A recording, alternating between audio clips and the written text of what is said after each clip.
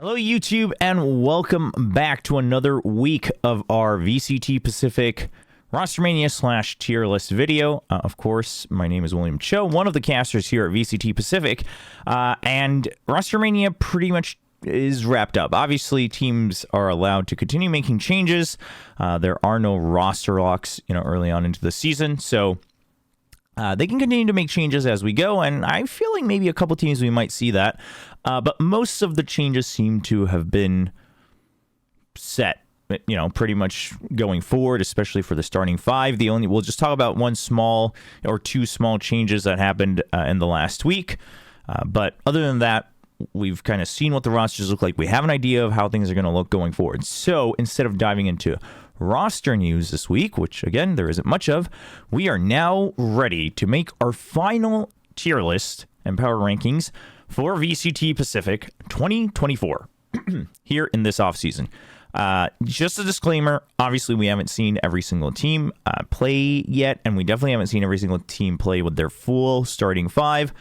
But what can you do? We work with what we got. It's the end of the year. Let's see how things shape up, and let's see how things are going to look in 2024. We'll find out if we're correct or not next year.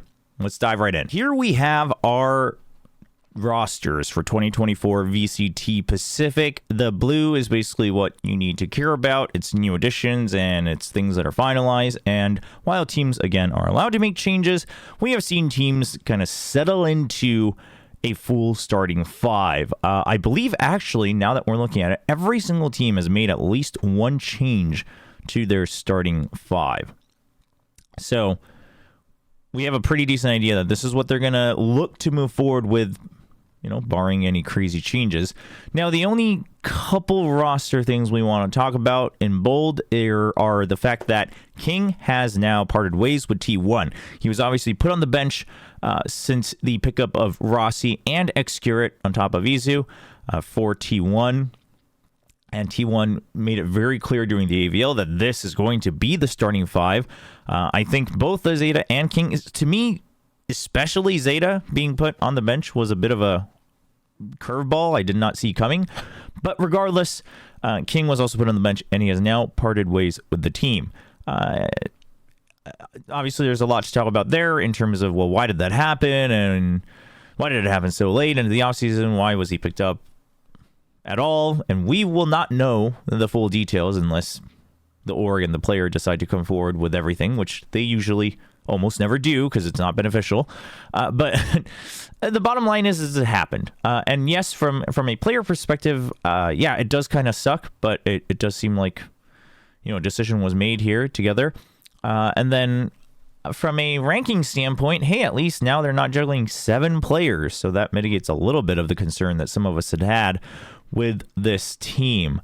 Some other changes that were announced. I think this wasn't in the past week. It was in the past 2 weeks. But RQ, they had been actually publicly looking for a official analyst to join their coaching staff. They have now announced that Voxize has joined their team. Used to be part of Dark Ratio a little while back. Seemed to have been doing some work with some university teams more recently. And then Frost. This happened again before as well. I just didn't put it into the sheet, but Frost from Old 100 Thieves has joined Talon, and we did see them. We did see him actually with the team at Clash of Nations. He was standing behind him during the coaching timeouts. Cool. Aside from that, no other new updates. So these are the rosters. Again, none of these have changed the starting five. I guess if you really want to get into the nitty-gritty, I guess coaching staff changes kind of make an impact. But other than that, no big changes. So then we move forward into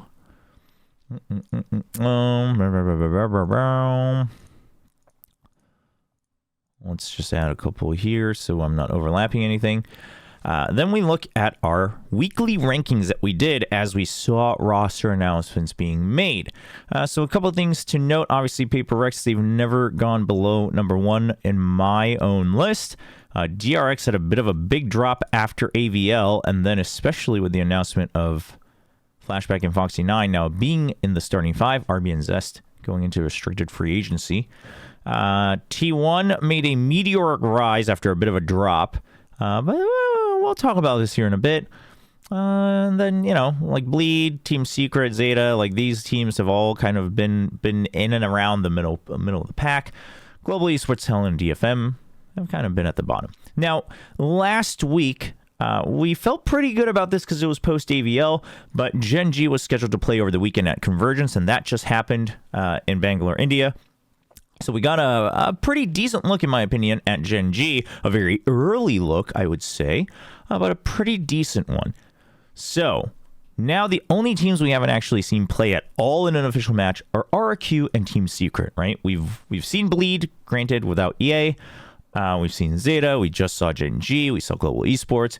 We saw Talon, and then we saw DFM as well. And then, of course, the top teams we've seen play at AVL. That brings us to our tier list.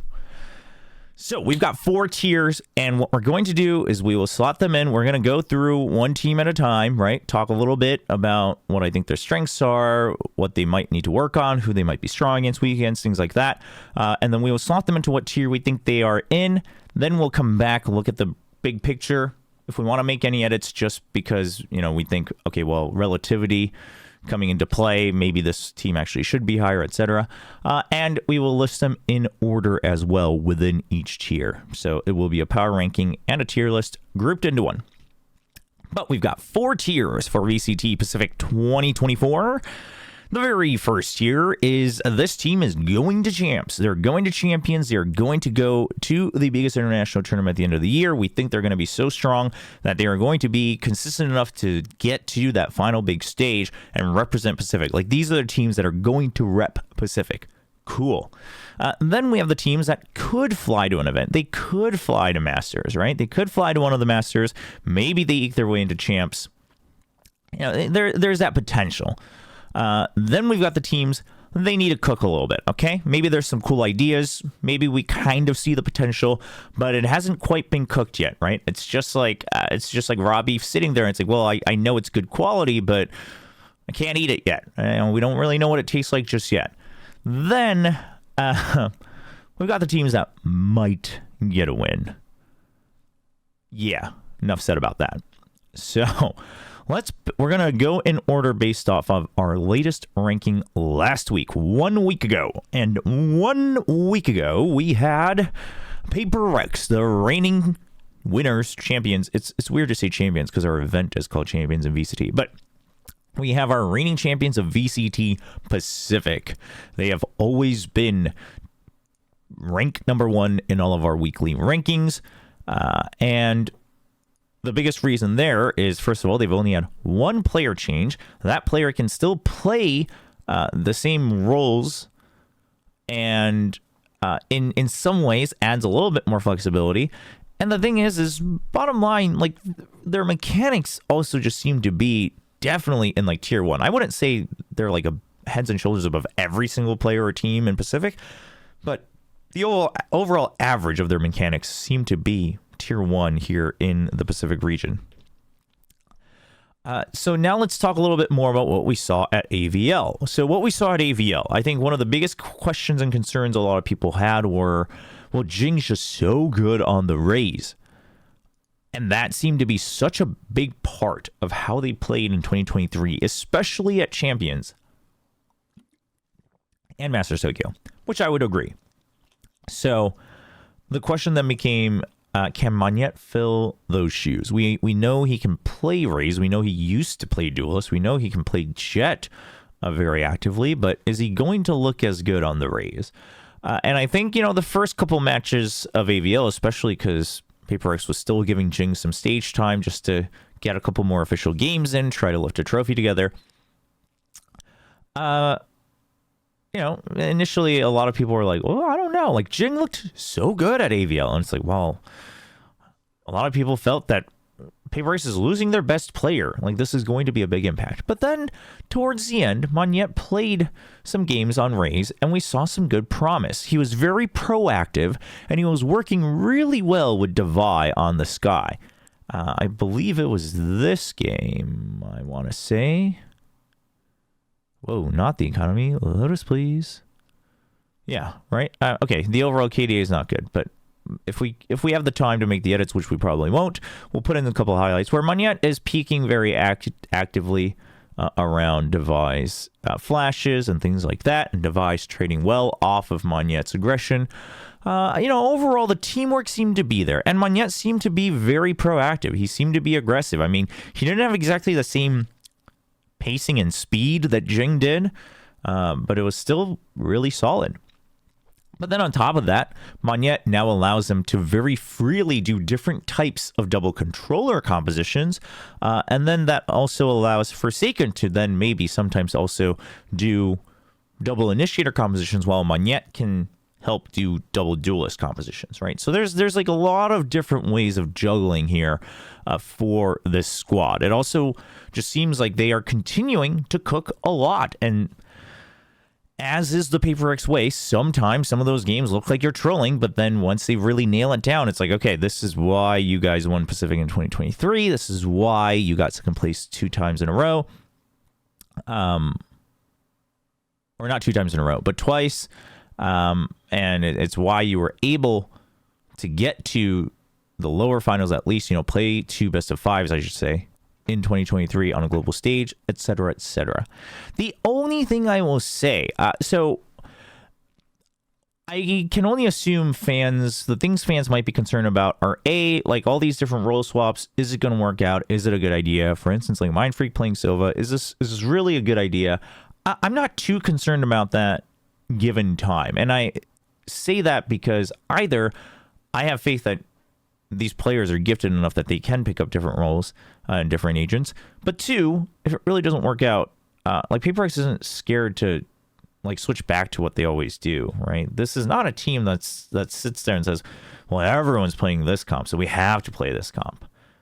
They are adventurous, to say the very least. So I'm not too concerned about the position changes. I'm not too concerned about the agent experimentation. Sure, they might not go undefeated in the season because they do like to experiment and sometimes they do overheat, but they figure it out when it matters. And so I continue to have faith. I continue to have faith in Alex as a coach. So that's not a concern. The next thing I can see a lot of people having concerns with is, well, they seem to continue to overheat. Okay, that has always been true. And that's that. That's just always been true. And I don't think it's going to change. I don't think this team is suddenly going to just like not overheat. Okay, I just don't see that happening with this roster. There's just no way. They are going to have those moments. Now, whether they win or lose once they overheat is a whole different question, because they consistently overheat, but then sometimes they just bulldoze through their opponents anyway. So there is that. And then, last but definitely not least, comes the question of something. Because we have now seen time and time again that there are times on certain matches, especially against global teams, where something seems to go a little quiet. And the question that begs the question of, is it a mental thing? Because when he pops off, he's very, very good and very, very sharp. That one, I reserve my judgment, right? I'm not confident enough to sit here and be like, nah, I don't think that's true. I think he'll recover. Because I think they could be true. I think it could be true. Obviously, it's a pretty small sample size still. I mean, we have to remember that he only debuted in Tier 1 middle of this year. Granted, he got blasted into international experience like right away. I didn't even get to go to the first event that he should have had his first taste of international Tier 1 at Masters Tokyo, but right. And then he went to Champs right away, and then he got to play against, a couple other teams here like Sentinels at AVL. But I do think there's probably a mental thing going on here. Probably. Maybe a comms thing as well. Do I think it's fixable? Maybe. Again, I think it's too small of a sample size. But I think that's kind of, to me, that's the biggest weakness I would be concerned about if I was a Paper X fan. There's a lot of ifs and conditionals in that sentence because I don't think it's that big of a deal, at least not within Pacific. But if there was something to be concerned about at all, I would say that is it. And then maybe Manya taking some time to get used to Duelist again whenever he plays Raze. Maybe. But that's only like early on in the season. So, chat saying we saw a glimpse of him being confident in Champs, kind of. Yeah, I mean, and here's the thing. Yeah, it's not like he completely bombed out of, either Champs or AVL like entirely. It's not like he was just quiet the entire time. He had a couple ups and downs. And then the other thing is I don't actually want to necessarily see something just farming kills every match, but I do wish to continue to see him play confidently in a way that gives value to the team, right? So not just ego peaking on his own, but maybe you're going for these peaks and then it creates a good trade for someone like Forsaken or Magnet or Davai, who's right behind you, maybe even Mind Freak, depending on the roles he's playing.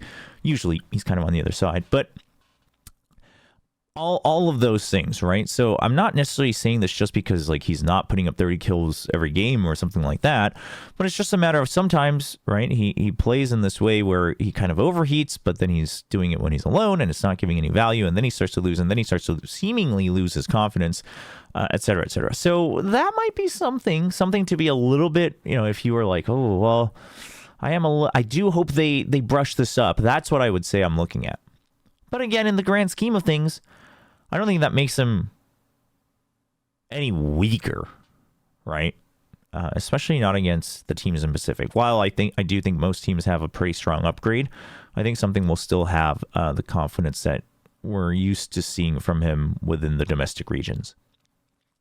So, all things considered, there is no reason for me to think that this team is not going to Champions. Boom. They are going to Champions. All right, moving on. Last week we had T1 in rank number 2 after a pretty explosive showing at Africa TV Valorant League, AVL, with their new and quote-unquote final starting 5. I'm just going to say this outright.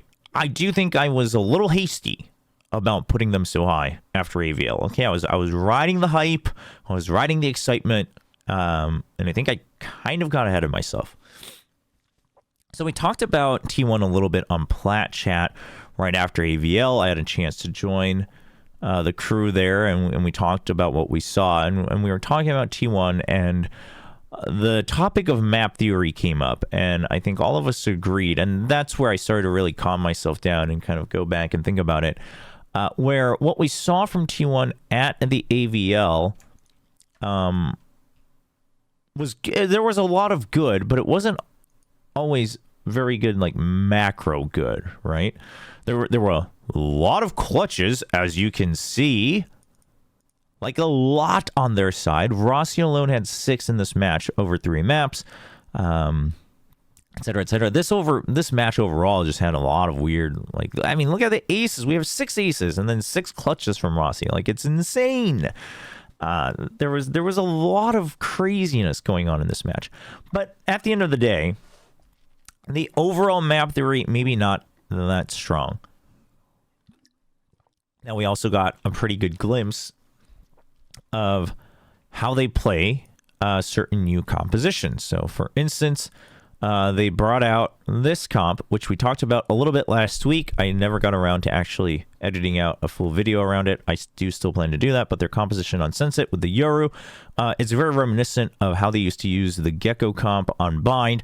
But basically, you're like throwing out all this utility to get into the site. And you have these ideas of basically kind of flooding the opponent with utility, so there's just no way they have any sort of advantage in the duel, which is all nice and good, but it's very teamfight focused. And at that point, what we saw from the Sunset game from Paper X is, despite having a 5-0 lead and eventually a 7 or 6-1 lead, Paper X figured out, oh, just like don't fight them when they use all their util. And then in the post plant, they have like 2 pieces of util left that will give them an advantage in the fight, right? So it's things like that where it's like, okay, this whole idea of how you're changing your utility and how you're placing it and the angles you're holding off of it, it all seems very good. It's all very, the team fights are structured quite well. They're very well orchestrated, but if the opponents don't meet you in that moment, then it falls flat. And we have to wonder, do they have the staff and players to wrap their head around more of the traditional theory, right? The traditional FPS theory, the traditional map theory. Because something else I had heard was, right, it seems Carpe's, and what we noticed during these matches, is that Carpe's IGLing seems to be a lot more, like fluid. It seems to have a lot more on-the-fly calls, a little bit more Paper X-esque, so to speak, which is good. It lets you adapt and it lets you go for these wild card plays that can flip the round on its head, but they also seem to rely on that quite a bit, right? Like, I think it was this game where they, Carpe just is like constantly pop flashing out of a smoke with the guiding light. Like, that's all he did this game. And it did not work out very well. So it does start to beg the question of, what does that map theory look like for this team? Do they have an understanding? And in my head, going back and watching some of these VODs and playing it back in my head a little bit, I think Excurate might be the only one that really has a solid grasp of that. Not surprising, considering he used to play CS. But the problem is he tries to, again, utilize whatever map theory is in his head by going out for duels, right? As you would in Counter-Strike, because you don't have abilities. So he's going out to get into fights and win fights. And if he wins them, great. I mean, if he wins them, great. Or if he's able to rendezvous because he's playing Chamber, great. That's good. But then sometimes you lose, and that's bad. So I don't know if I'm so confident that I would put them at like ranking 2. However, I do think they have gotten some significant firepower upgrade, right? In the likes of Izu and Excurate. I think Rossi seems to be a very, very good impact both in and out of the game. He seems to be a very reliable anchor. He seems to have really good comms. He seems to be hyping them up, et cetera, et cetera. So I think overall they've definitely had an upgrade. But would I rank them at tier 2? We'll have to wait and see. However, I do think it still makes them strong enough to go to champs. But this is one of those parts where it's like, once they run into some Western teams, they could struggle a lot if they don't figure out this whole map theory part of the game, which is a very core part of Valorant in the long run. Moving on. Correct? Yes. Last week, I had RQ in rank number 3. I used to have them in rank number 3, I think, all throughout, right? Yep. They were always right behind DRX. DRX fell down. T1 moved up. And I still said, I think RQ is going to be very strong. Now, the unfortunate part is we have not seen them play this offseason. So this is all very much just hopium and hypium and going off of what we saw from Pacific 2023. Well, let's talk about what we saw in 2023.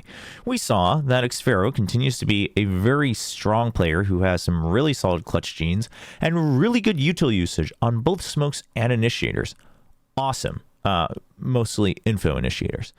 I can only assume that 2G is on the bench. So, but they also don't have him listed as a sub though, whereas T1 does.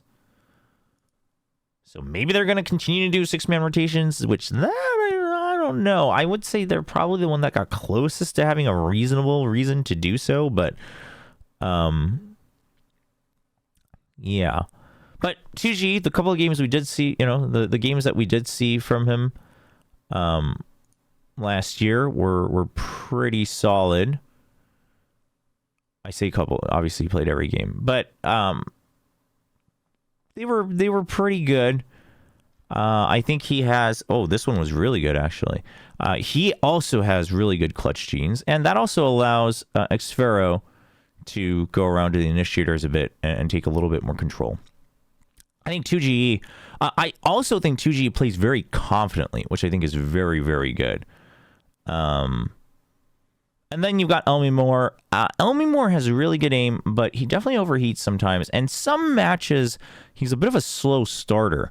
But otherwise, because he's got some solid aim, especially with weapons like the Sheriff and the Guardian, a very, very reliable Sentinel in that sense. But I would say that the lurking maybe leaves a little bit to be desired from what we saw in 2023. Then you got Flipstrider, the IGL, the Flash Initiator mostly. I actually thought his calls were generally really good in 2023. A lot of people seem to focus on the fact that his numbers weren't very good, which is also fair.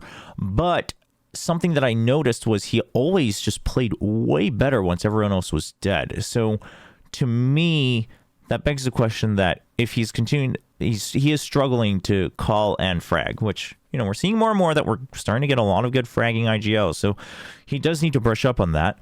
But that's where Estrella comes in. Estrella comes in, and it's, you know, we've heard that he's been helping a lot with the comms as well. And I know that Estrella used to call on certain teams and certain combinations of rosters he was on in Korea.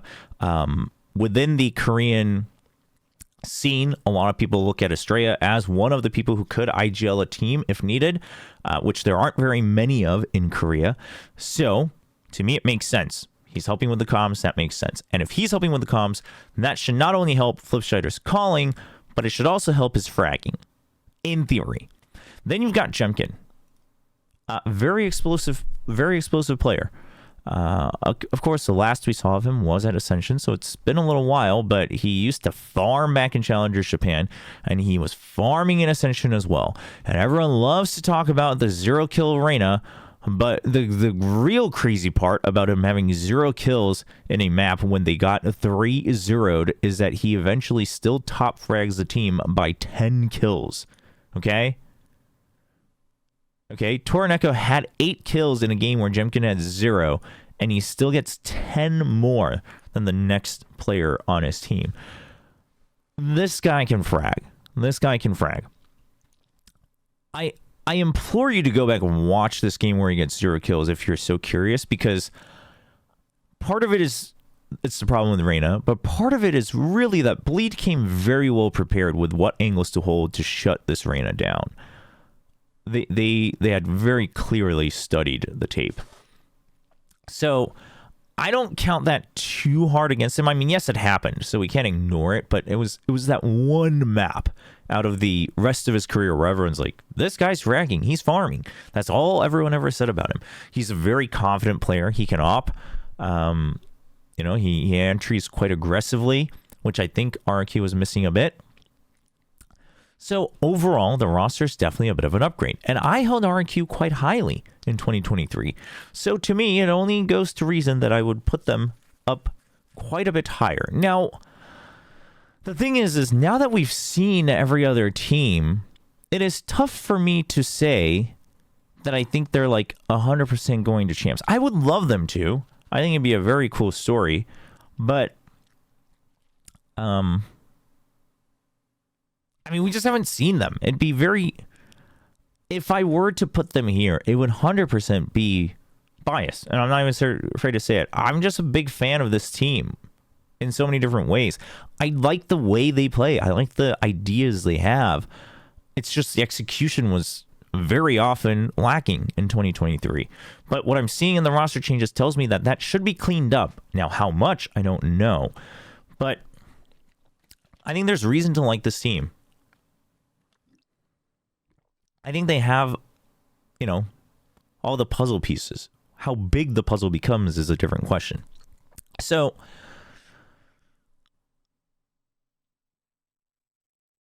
just because it's crazy to put them here without ever having seen them, we're going to put them at could fly to an event. I absolutely think they will fly to at least one event.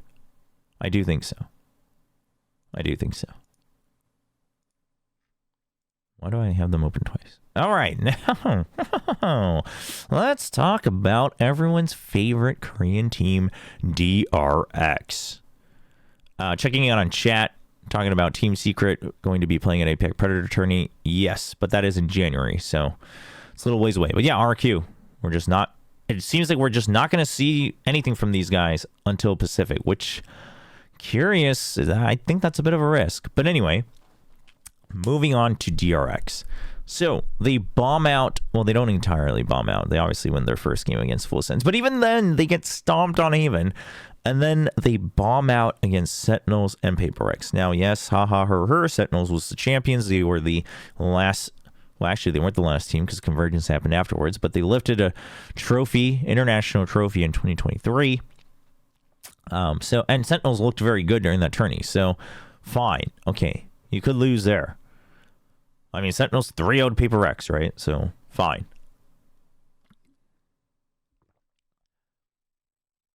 Then they also lost 0-2 to Paper X. And it didn't exactly look good. I mean, they got rocked by the Euro and Breeze. 5 ultimates in the first half. 5! And they only got 6 rounds because friggin' Buzz went out of his mind to get that ace. And Paper X was kind of trolling because they were trying to give something the ace. But anyway, they didn't look that promising. Now, that tournament they played with the core 5. Stacks, Buzz, Mako, Zest, RB. And then right after, they said, yo, Zest and RB, they're getting benched. They are now entering restricted free agency. Flashback. Oh, sorry. Flashback, you are coming up to the main squad. Now, Flashback had been playing in the other off-season tournaments they played, like Red Bull Homeground and 10 Invitational, and overall looked pretty decent. Okay, looked pretty decent. Now, he's been playing along with the Viper and some Killjoy. Mostly a Viper one trick, though, is kind of the idea we got, but he played Killjoy whenever they most needed. Back at the 10 Global Invitational, it was Foxy9 playing the Duelist. Then at Red Bull Homeground, it was Buzz playing the Duelist. Foxy9 was learning KO. So what are the roles going to look like? That we don't really know. I personally would like to see Buzz as Duelist. I just think he does so much when he's the primary Duelist, when he's the entry fragger for this team.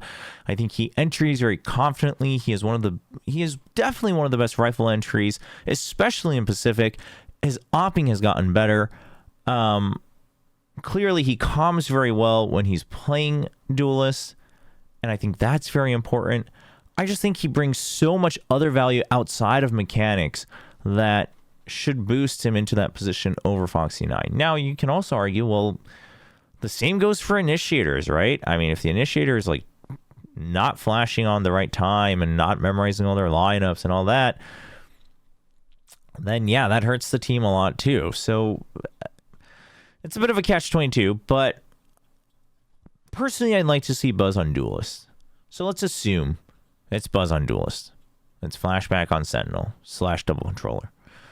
And it's Foxy9 on Flash Initiator, I guess. And then Stacks goes over to Info Initiator. What does that look like? So here's the real deal. Regardless of who's playing what, I don't think that changes my mind drastically about the team's ranking. But I will say, while Flashback, he seemed to have some really good mechanics and individual decision-making, this is going to be his big debut, right? He hasn't really been able to do much, right? He played in Challengers, and that was it.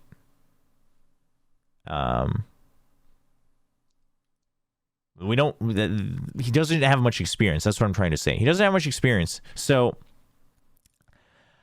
while his mechanics can be good, Foxy9 looked good in his debut match, and then he really faltered. And not to say that he didn't show potential. I think he had potential, but 1 year is actually a very short time to rise to the top. If you do that, then you're probably on your way to win an international trophy, or at least get, to the lower bracket final, something like that. Like, you have to be ridiculously good to make that improvement, or just already be that good and just people just didn't know about you. So I don't get that same feeling from Flashbang and Foxy9. I think both of them, especially Foxy9, I think has proven that he has that potential that is worthy of being hyped up, as was the case before he debuted. But clearly it's taking time. We've also heard in the past that communication was a big problem that Foxy9 was struggling with. He wasn't able to really catch on to how to work comms during official matches. That seems to be what they were working on during the off-season tournaments. So hopefully that can work. Now, the big question is Flashback, is he on a higher starting point when it comes to comms or not? But regardless, I don't think it's going to be at the level that Zest and RB provided, right? No matter how stale this team was, and while I am one of those people that really thought this team just needed a roster change regardless, you can't ignore the fact that Zest and RB were so valuable in their own rights. Zest clearly, obviously, helping a lot with comms and leading the team. His info util was very good. His util usage just in general is very good. His Viper play was very good. And then RB, just so flexible, has some decent clutch genes, although I wouldn't say as reliable as, maybe Mako. And maybe not as explosive as Buzz or Stacks, but very, very reliable overall because of how much he can flex and things like that. So Flashbang and Foxy 9, they simply just don't have that value. Sure, they might be mechanically better than both RB and Zest, but again, Valorant's a team game. You're not going to ace every single round. So I don't think... I think it's going to be a downgrade, is what I'm trying to say. At least for the... In my head, I think for a good chunk of 2024. A good chunk of 2024. However, I don't think it's like a downgrade in an effect where I'm like, oh man, they are going to struggle to make playoffs. No, I think they're definitely making playoffs of Pacific. And I think they could still get to, the finals or the lower finals, things like that. But I think it's going to be very rocky. I think it's going to be very rocky for this team. So with that said, obviously I think they could fly to an event. They still have 3 out of 5 players that have been playing with the core roster for a decent while. But they're not in this tier, that's for sure.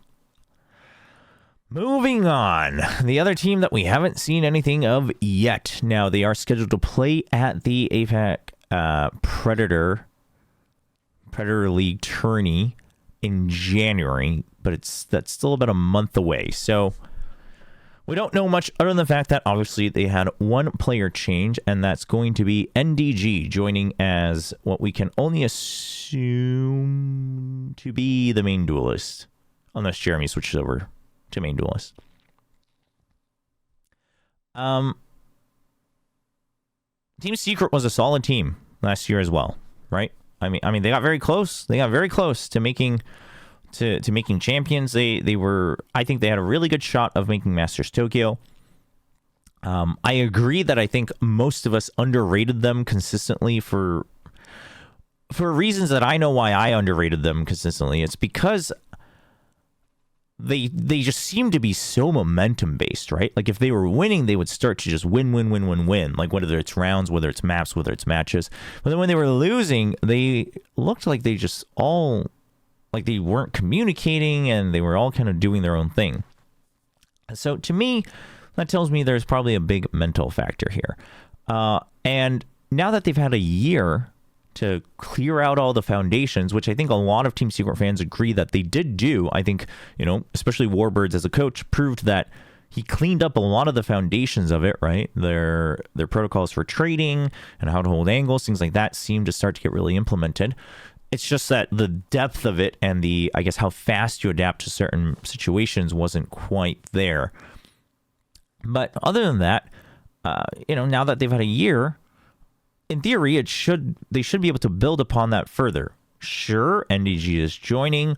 NDG also quite a relative rookie in terms of, especially in terms of tier 1 play. Getting used to, playing offline consistently against some of these other teams might take some time. But Jesse Vash, obviously a very, very veteran leader. Borkum's been with the team for quite some time and has played at big stages now several times as well. To me, Envy seemed to have some really solid mental, especially to back up his own mechanics. I would say Jeremy has some insane mechanics. It's just that at times he faltered a little bit more on the whole mental curve. But if Jeremy was able to now gain that experience and get a bit more stable, to me, Envy seemed absolutely consistent enough, then that should be a solid core to support NDG, right? Coming into this team. And I would assume NDG brings more firepower than Dubstep had, and a bit more speed than Dubstep had. So, with that being the case, I think they continue to be a team that could fly to an event. That's that. Moving on. Next, I had Bleed ranked at 1, 2, 3, 4, 5, 6. So right in the middle of the pack. Now, in the very early parts, we had them continuing to rise up. They got really close all the way to top 4, and then I put them back down at top 6. But let's talk about Bleed a little bit. Bleed. So they won Ascension. They are now taking that Ascension spot here in VCT Pacific for the next 2 years. They did have to make changes to their roster because 2 of their players could not continue because of things like mandatory military service. So Juicy and Neff not able to continue with the team. So they bring in Ye from America and Egoist from Singapore. Now, Egoist was one of the few players that continued to give Bleed some trouble, despite Bleed's dominant run in their own region of Malaysia, Singapore. So I think Egoist was a solid pickup. And then Ye, obviously very mechanically gifted. Now, the thing is Ye, a lot of people who have been following for a while and who have watched Ye know that Ye has a very, I won't say very specific, but he has his own style of play, right? He has his own style of play. And a pacing to it. So the big question is can they work around that? I don't think Ye is as much of a plug-and-play type of player. Now, he could prove us wrong in 2024. I mean, maybe he's taking this chance to prove us wrong. But from what we've seen so far, not as much of a plug-and-play, but more so of a shines a lot more when things are built around him. Obviously, everyone shines a bit more when things are built around them. But for instance, okay, so for instance, Scary is a type of player that I think is just plug and play, right?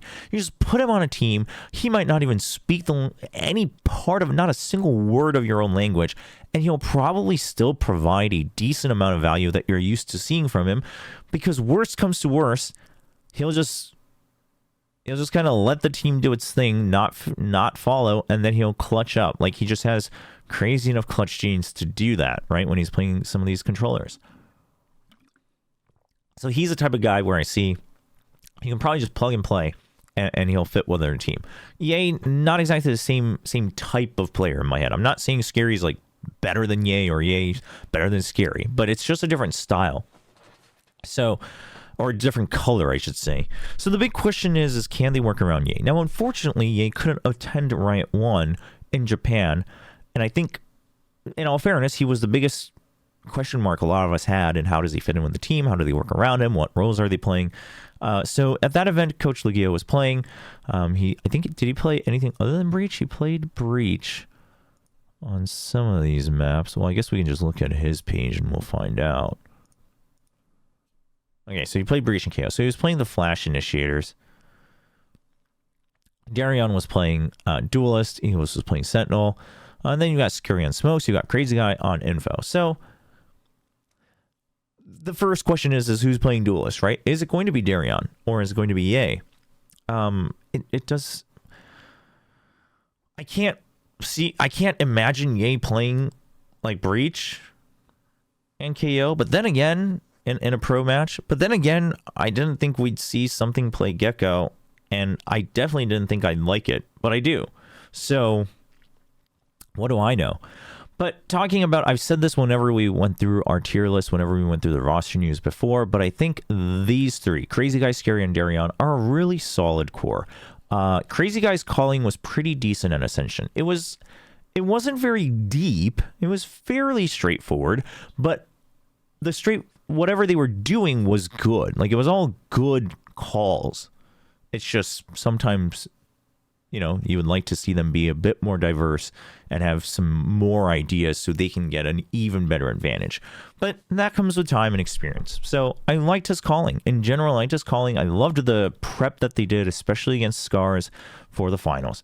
Then you have Scary. Enough said, right? This dude used to be a terror even back when he was with the old Talon Squad, right back when they were on Xersha and things like that.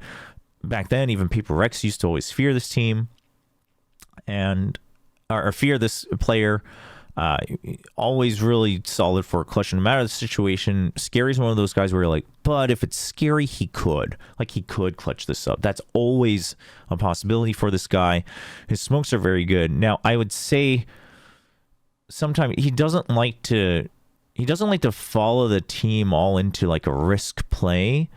Whether if that's a team decision, then that's fine, right? If he's meant to be the insurance valve, the safety valve for the team, then that's fine. But if it's more of a he's not communicating with the team, then that could be something other teams exploit. But otherwise, obviously, a very good player. Then you've got Darion. The biggest thing for Darion to me is he's flexible, right? He's played all different roles for this team specifically throughout time, and that alone tells me that okay, he's providing that value, right? Kind of like an RB, but in some ways, I think maybe Darion a bit more takes more opportunities more frequently than someone like RB. Then you have Egoist. Now, I haven't seen too much, but we got to watch a little bit of him at the Riot 1 Invitational, and he seems fine. He seems solid. He seems solid as a Sentinel. Seems like someone that you would want to keep there. And then Ye, of course, just in terms of mechanics, he's always going to be reliable. He's always good for some kills.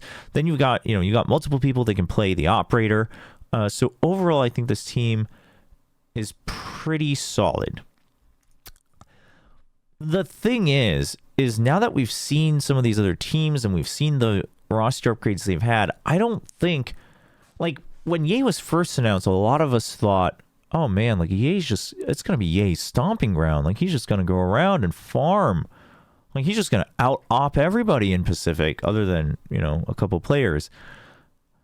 Now that we've seen more of it, I don't think that's going to be the case anymore. For one, I think the firepower in general has been quite upgraded in Pacific. But two, unless Bleed can really work around that as a team, I think people are going to find ways to exploit that. Now, a good way to think about this is DRX versus the old Optic, back when Ye was on Optic, right? Or back when Optic was a team. It's kind of crazy that we have to put it that way. But whenever DRX played Optic, they would struggle to combat Ye's op, or just Ye's chamber in general. Now, it was to the point where, like, for instance, the year before that, when Xenon was on Ascent, DRX would be like, oh, it's Xenon. Xenon's got an op. Just, like, go to the other site. And that would work out. But with Ye, they just couldn't figure out how to combat this guy, right? And then the couple rounds they did, then, like, Crashies would clutch, or whoever. And Mard would go on a deep lurk and things like that. So, I'm not leaving anyone out. I'm just giving examples. So, once again, the question becomes, okay, if Ye is still maintaining that level of mechanics on his own, then I think, for instance, he could still be an absolute threat for a team like DRX. But then, even if they were able to figure out how to combat Ye, they would still have to deal with the likes of Scary when it comes to this clutch potential, right? When it comes to basically these factors that can't be calculated, right? And DRX plays a very calculated style of Valorant. So, looking at the entire list of teams, I would say DRX generally plays a pretty calculated version of Valorant. I would say Global Esports definitely, after what we saw from Convergence, are playing like a super, super calculated version of Valorant. Gen.G seems to play a fairly calculated version of Valorant. ZETA, they might start to change, but they used to play a very calculated version of Valorant. And RQ's kind of in the middle, in my opinion. So, I would say Bleed actually has a pretty good shot against those teams. So that's about half of the league.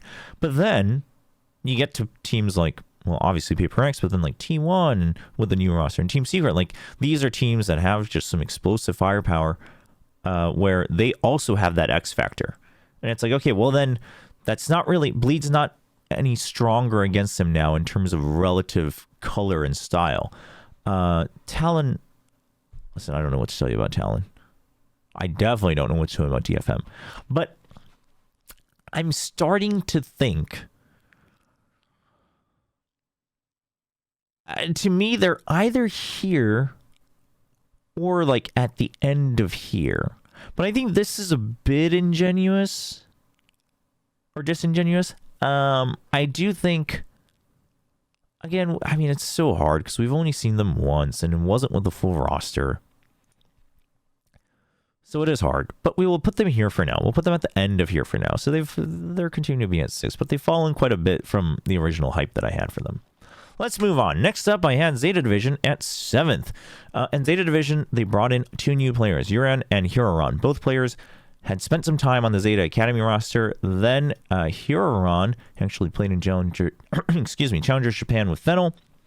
Yuran was part of the Challengers League the whole time. And now they have joined the main roster. They are replacing Crow, who is now a playing coach, and 10, who is now going to focus on content creation. Their initial debut at Red Bull was very promising. It looked very good. Huron had some nice gunplay. Yuran had a couple. Yuran seemed to be a little bit flustered back then. But then the real highlight during Red Bull was Depp was on break. So they brought in Kaede, who at the time was still part of the ZETA Roster Academy. He has now joined, I forget what that team is called, but it's with Seldom, etc. So, you know, it was kind of like okay, well, you know, it was a nice showing. You know, all these rookies have some really good potential. But then come Route 1, Depp comes back and, you know, he farms, right? Especially in this game. I mean, he plays Reyna and gets 22 kills on Breeze in a 15-round game. So, the firepower clearly there. Last, continue to play the Sentinel. Solid. Uran they're experimenting with Uran a little bit, it seems, in terms of position and seeing how flexible he can get. So that's good news if they can find a certain different, you know, positions and agents for him to play. He even played a little bit of Yoru here in Snavi. Clearly it didn't go that well. But it was on Bind. So Bind Yoru, I think it's very hard to do it convincingly now. But, you know, he's continuing to play a lot of double duelists. So clearly ZETA, they're willing to experiment a little bit with this, and they're trying to showcase that they have some more flexibility, which I think is very good. But at the end of the day, I think Huron has shown that his aim can be very crisp. And Uran, I think, has bigger ups and downs, but I think Uran also showed a lot of potential. And if Depp can be just as, if not a bit more explosive than he was, if Sugar Zero can re-find or rediscover the stability that he once had, which I think he's been regaining a lot of, I think this team is going to be very promising. I mean, Laz seems to be very comfortable going back to the Sentinel role, and I think that suits him very well. It allows him to play in the chamber if they so choose, depending on certain maps and things like that. So with that said, we're going to say they also could fly to an event. Gen.G.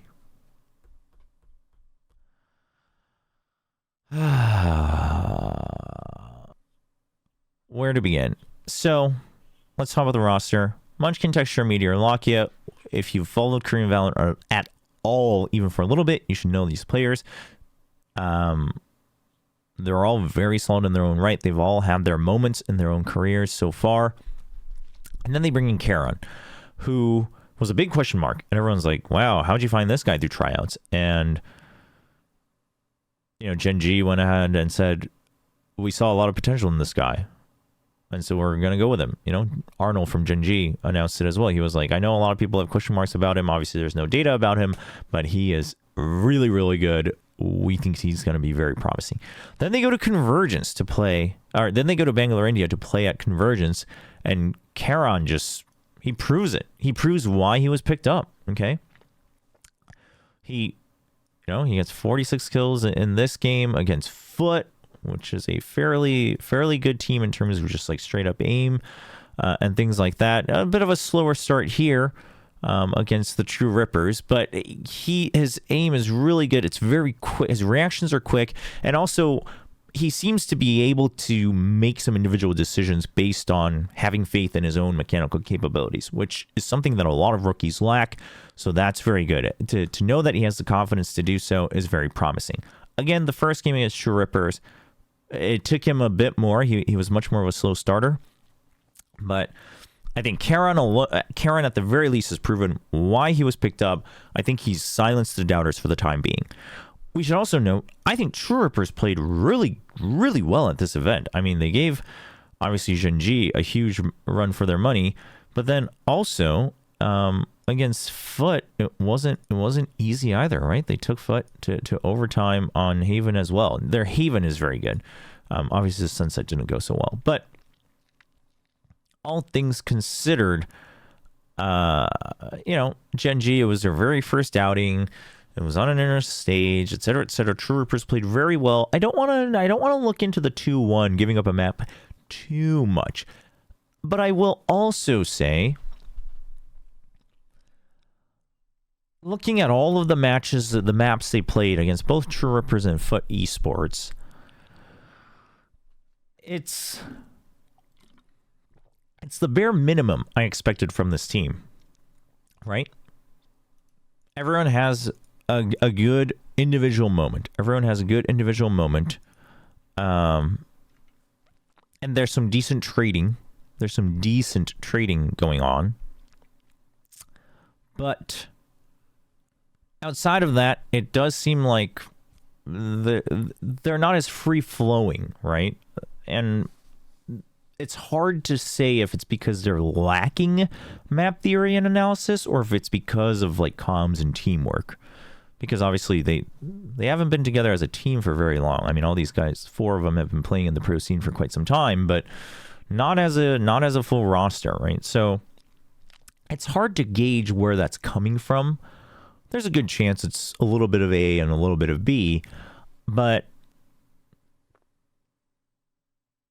to me, it definitely seemed like there wasn't as much. Not everyone was on the exact same page all the time. So either their comms were a lot slower because they had to like actually talk through all of their opinions, or sometimes they had differing opinions, or sometimes they weren't calming. It's one of those three from what we could see from the gameplay. So with that, that takes a lot of time. It takes a lot of time, and obviously sometimes it doesn't work out even with time. You know, sometimes it's personality, sometimes it's style of comms and things like that. But it's one of those things where it's like, well, we just have to wait and see.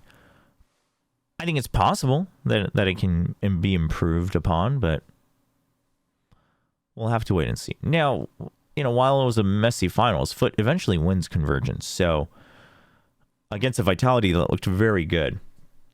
And during that game, regardless of how messy the gameplay was, one thing was certain. Excuse me. Foot's mental is insane. Okay, so you know, I think Gen.G, they played okay. I don't think this was like a mega disappointing showing from Gen.G. I don't think so. I don't think so at all. But you know, I also don't think it was a very like, yeah, look at what we told you. These guys are gonna take Pacific by storm, and they're going to Masters. I think it's a little early to say. But again, some things went exactly as planned. All of them individually have the potential to frag out. All of them individually have the potential to clutch.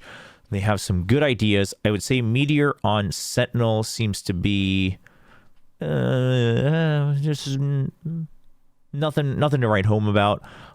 Texture back on Duelist is exciting to watch, though. Charon seems to be taking quite well to the Omen. Obviously could do a little bit more work, but he seems to be taking quite well to the Omen. And then Munchkin, you know, as Flex, I think, I mean, it seemed that would always be the case. He seems to be the most reliable, to be flexed around, and things like that. And then Lakia, on the info and main initiator, always reliable. But again, the calling, which supposedly for now it is Lakia, primarily, leaving a little bit to be desired. But that comes down to time and the coaching staff, which is HSK, who used to be part of DFM. So a lot to prove on his plate as well. So where does that put them? They need to cook. I mean, I think everything I said points to that direction. Moving on, another team we got to see at Convergence was Global Esports. Now, it was without Benkai, and they had Skills standing in. By the way, shout out to Skills. He played very well at this event. He was fragging out, so good for Skills. Comes back, has a little bit of a shining moment on his old team. Love to see it.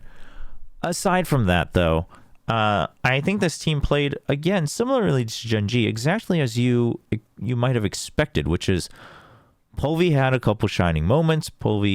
I think Polvi, again, similar to Karam, proved why he was picked up. For anyone, including myself, who hadn't been following the EMEA Challenger scene. So good for Polvi, good on Polvi. Hope he continues to put up some of those performances in Pacific, but it wasn't consistent enough. It wasn't like he was just hard carrying every map. But then on top of that, their util usage is very good, but they needed to get information. Like, they needed to get information to make decisions. Which sounds stupid that I'm complaining about this, because of course you would want information to make decisions, but they weren't. How do I put this? They're waiting for information to come in, rather than going out and getting information. And to be very honest, I don't know if that's going to change with Benkai playing on this team. So I don't even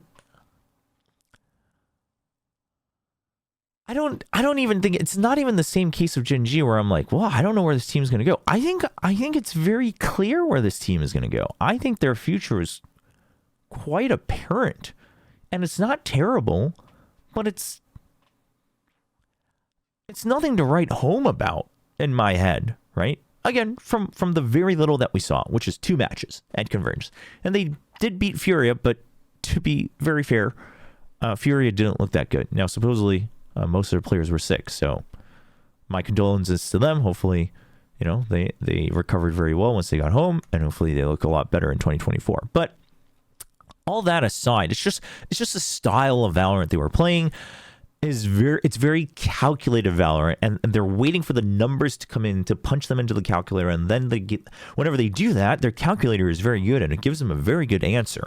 But they need those numbers to make it work. They don't go out and they don't force these numbers out of their opponents, right? They wait for it to come in to a certain extent. So I just think they might have a couple good ideas. They might maybe help define the meta a little bit with different agents, etc. But it's hard for me to put them above this, okay? I really like this team, but in some arbitrary way, I should say. And their calls seem to be pretty good, but to me, they just don't have any X factor. Now, I will say, I think they're definitely getting a win, right? But since we only have these 4 tiers, I don't think they're in this tier. It's like, this is the tier where I'm like, oh, I think they very well could go in here. I just don't have the faith yet. I'm like, well, no, I don't think so. I don't think in any world I would ever put them in this tier. So in that case, they don't belong in this tier. And to me, they go down there. Chat saying, do we know if Benkai is going to call for the team or not? Obviously Benkai is known to troll all the time, but when he first joined the team, he seemed to make it very apparent that he was not going to be the primary caller. But here's the thing. I don't think it really matters. I think Russ is going to be the primary caller for this team. I'm not surprised about that. But Blaze King has consistently done a lot of secondary calling. Obviously, Benkai can call, so I don't think it really changes anything. Now, I will say, I think Benkai might surprise a lot of people if he's not the primary caller, because he's had some moments where he's fragged out before. So him finally getting to not do that, he's talked about how he's happy to not have that pressure on his shoulders and things like that.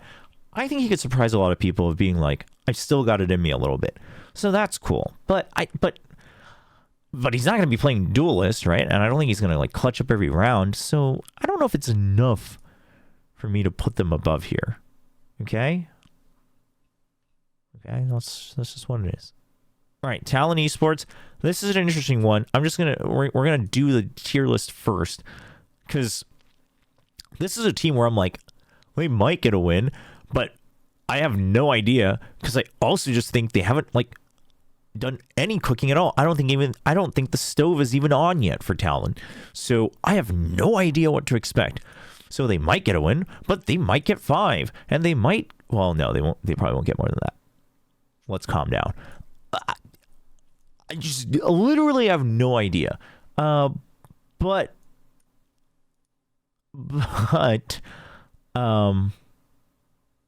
nothing I saw from Clash of Nations was like, oh man, yeah, this is what you look forward to from this team.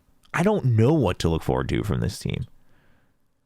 At the very least, for global esports, I'm like, well, maybe they'll figure out maybe they'll figure out some cool ways to use ISO. Like, I have that hope for this team. This team, I don't know. I mean, yeah, I guess hopefully Jip Boys has some good highlights, man, and Ban as well, I guess. But, I mean, I don't know. I just don't. I don't know what to expect from them. I have no idea what to expect from them.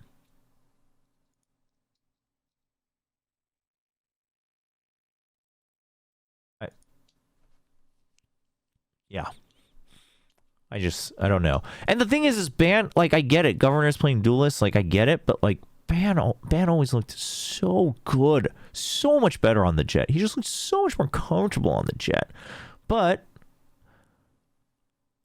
you know, I think they're, given the roster they've decided to finalize, I think they're working with the best options they have, right? Put the two guys who can obviously communicate the most fluently in English on Duelist and Initiator. Ban used to play Duelist, so he understands what the Duelist would want. This is all good. Good for them. But, you know, like, what are they doing? And then whenever they play, and they can play double Duelist, because Ban used to play Duelist, okay, like, that's cool, I guess. But, like, I don't understand what their color is. I don't understand what their style is. I mean, their compositions are all very just, you know, it's all fairly straightforward. It's not like they're not showing me anything crazy new. Granted, again, Clash of Nations was pretty early on into the roster announcement. Now, obviously, hopefully, they've been scrimming for quite some time before that, but so, you know, the comms thing, obviously now they're comming in English, so that's going to take some time for some of these players, I would assume. Namely, I would assume Jip Boys probably has the most trouble with it. So that might need some extra work, and they need to iron that out. But I think this is going to be a team where it's like they might get a win, and you know, they'll probably, the best shot they have is like copying some of these other more calculated teams like DRX or ZETA or even Gen.G or even Global, and then just hoping, you know, and then working on their individual mechanics. But listen, I'm like almost more excited for DFM just because they have a cooler story of not getting a single win in 2023. That's how I feel about Talon Esports. That's all I have to say about him. I'm sorry if you're a Talon fan, but I don't know what else to tell you to build some hype. But hey, let's talk about that team that has a better storyline of not having a single win in 2023. Oh, they have the crazy... I was like, what is going on here? They have the crazy raccoon matches in here now because they've gone into a joint partnership. It's crazy that this is how it gets listed, actually. Dude, it's not even in 2023. It's just since they've existed. DFM. Okay, no, they did get some wins in the middle of 2022. But since the Riot 1 Invitational last year, it's been a year since they've got a win, a match win. They did get, what, how many maps? 2 maps in Pacific? Yeah. They got 2 maps in VCT Pacific. Crazy. Now, in case you missed the crazy news, it's an entirely new team, right? It's the core of Crazy Raccoon. Then they brought in JoJo. and just stayed. So, listen, here are the storylines for this team. They haven't had a single win in a whole year in terms of match wins. At least now they have a creative partnership, or not creative partnership, but they have a joint partnership with Crazy Raccoon, and they brought over 3 core players that a lot of people have been asking for. For those who follow the Japanese scene, they've been asking for these players to be given a shot in Tier 1 in Nethme and Popagachi. And then we got Jojo, who can call. Now, Jojo used to watch him back when he was playing in Korea Challengers. Obviously, then he moved over to Challengers Japan. He was part of that crew with Meteor as well on Northeption, where they had a really good run. Obviously, was able to go to Champions as well to represent Japan through that. So, he's good, but I would say his calling isn't anything revolutionary. It's just I think that he can call, right? And I feel bad saying that, but I don't think I'm wrong in saying that. So there is that. And then Neth as well is there to help with that as well. I actually don't know who's the primary caller on this team. I was actually just assuming it was Jojo, but now that I'm thinking about it, maybe it's not. But here's the other thing. I know a lot of people are like, dude, like Neth should be playing in Tier 1, or like man Popagachi. And I'll be very honest, I never really felt that Neth was like should be playing in Tier 1. I think he could. I always thought he could, but he wasn't a player where I'm like, damn, that is a shame that he is on Tier 1. Now, if you were to consider, well, Japan, Japanese teams should be trying to bring in more Japanese talent, and you should bring in those who have some experience. Sure. With all those disclaimers, Neth should be on that list. But other than that, not very convinced. Now, taking a look at their showings at Riot 1, 5 rounds against Bleed with a coach who only got 3 kills. Okay.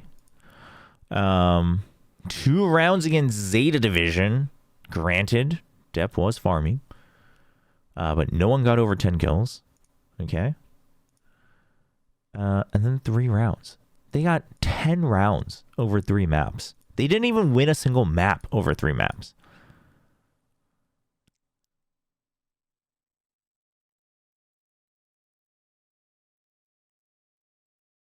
The numbers speak for themselves, all right? It's crazy, but it's true. It's crazy, but it's true. Also, just as another one of those players where I'm like, I don't know. I know his Sky used to be pretty decent, but like, he is just better on Duelist. But then again, probably the same for May, so I don't know. Bottom line, DFM fans, I was excited when the announcement happened, and then we saw these matches, and it did not look good. Okay, it just the teamwork just did not seem to be there. The aim wasn't there. There's none of it seems to be matching up, and this tier was specifically made for DFM. I'm sorry, Global Esports and Talon, you got grouped into her because this tier existed, and we didn't want to make 5 tiers for 11 teams. But quite frankly, this tier is for DFM. Honestly, as crazy it is to think about, there is a world where they might go winless again. However, I would say the biggest hope for DFM is I also have no idea what Talon is doing. So DFM might get a win in 2024 in VCT Pacific. But otherwise, it's looking a little bleak. So now that we've gone through all of the teams, let's see. How do we feel about this relativity? Oh my god. I just ended up putting them exactly in the same rankings that I had last week.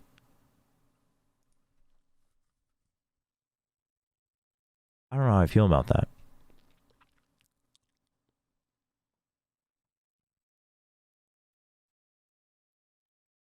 So the tiers I think I'm fine with. But, like, I kind of want to make this change. I mean, these are the 2 teams that we haven't seen anything from, so it's a little hard to imagine. But I mean, there's an argument for this too. Actually, this is probably a fair assessment, I would say. Yeah, chat. I know. DFM has the chance to do the funniest thing and pick up RB, Zest, King, and then Zeta. And then Stuart Yo, man. I know. They can make Vision Strikers version 2. But, other than that, I mean, here's my honest take. I actually think this is the fair take, but we should have 2 teams up here. And if I was gonna pick a team right at the moment, I think I picked T1. I think they have enough to top most teams in Pacific. However, unless we see more proof that they are starting to do a lot of studying and work to understand and execute map theory in Valorant, I don't think they are going to perform any better than they did this year at international events. However, the types of comps and the types of trading that they're bringing in, the type of skirmishes they're bringing in, the type of team fights they're bringing in, I think are strong enough to top Pacific teams.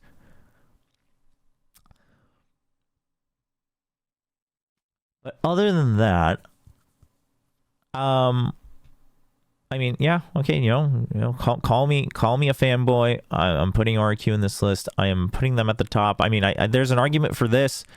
I mean, here's the thing. I think with these 4, there's an argument of any type of ordering, except for maybe, I don't think I would ever put Zeta above all other 3.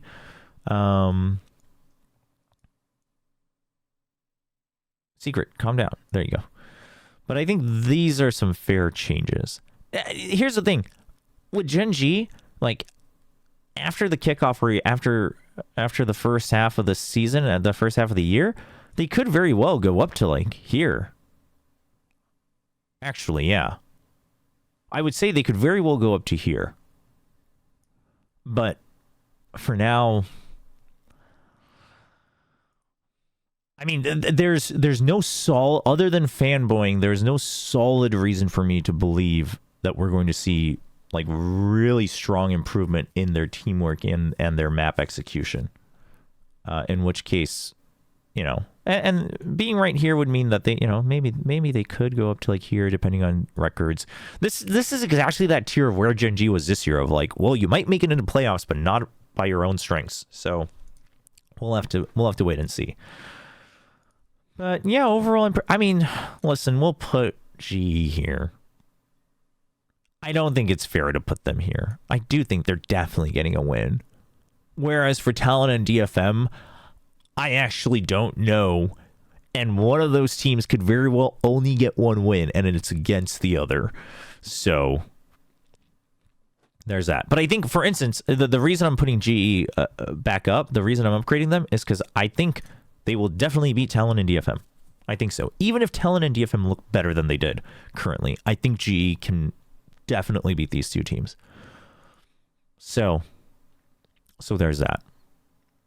But I would say the difference between Gen.G and GE is, like, Gen.G, I think their potential, while it's a little bit abstract, could go, like, all the way up to, like, here-ish.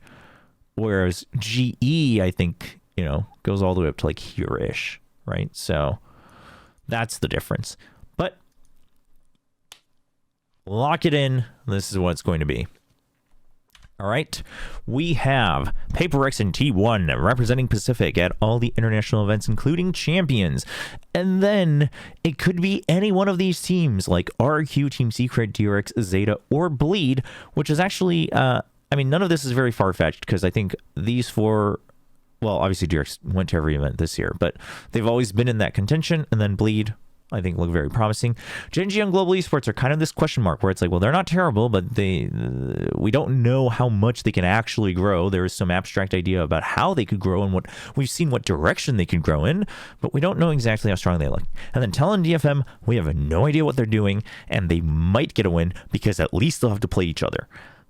And that's the end of my ranking. Those are the orders: PaperX, T1, RQ, Team Secret, DRX, Zeta, Bleed, Gen.G, Global Esports, Talon, and DFM. Now, if we are to assume that playoffs is top 6 again, which I don't know. I don't know if that format was ever confirmed for VCT Pacific. Then it would be PaperX T1, RQ, Team Secret, DRX, ZETA. So it would be the same as this year, except RQ versus Gen.G. Now, if it was top 8, it would be Bleed and Gen.G included. Could be. And here's the thing, is that I think all of these roster changes are very exciting. I think every team has made significant changes, even if it's just one player, right? I think every team has a new, well, okay, I guess except for PaperX, it's not significant, but they all have some very exciting futures to look forward to. So I think 2024 for VCT Pacific is going to be very fun to watch. I think it's going to be very exciting. Hopefully you follow the scene, because I think there's a lot to look forward to. Obviously, if you live abroad, then if you can't catch the live matches, then hopefully catch the VODs, or, you know, catch up on some highlights. I definitely am looking to continue doing content even during the regular season next year, so you can catch up on there as well. That's it for my final tier list of VCT Pacific teams going into 2024. What do you guys think? Do we think PaperX will continue to dominate? Do we think T1 is going to be the new reliable Korean representative at international stages? How do you feel about teams like Bleed? Let me know down in the comments below. And let me know who you think are going to be the top 3. Which teams you think we're going to see at the international tournaments next year, like Masters and Champions. If you enjoyed the video, please like the video and definitely leave a comment down below. And don't forget to subscribe to the channel for more. That's it for this week, and I'll see you all next time.